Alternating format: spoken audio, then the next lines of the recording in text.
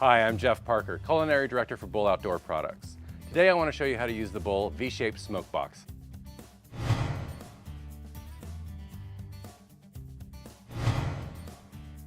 First, remove the grates. Soak the wood chips in a bowl of water or maybe even wine. You might want to put a plate on top of them just to weight them down. Drain the wood chips and then add a small handful to the V-shaped smoke box. Don't turn on the burners until the smoke box is in place. Once it is in place, turn the burners alongside up to high.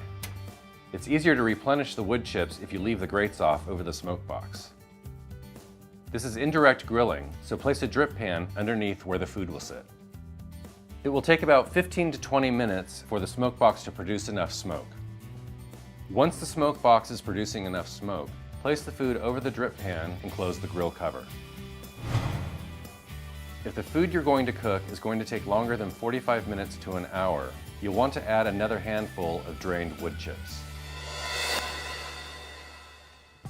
So enjoy your smoke box, and be sure to visit me at bullbbq.com for more recipes, grilling tips, and of course grilling products.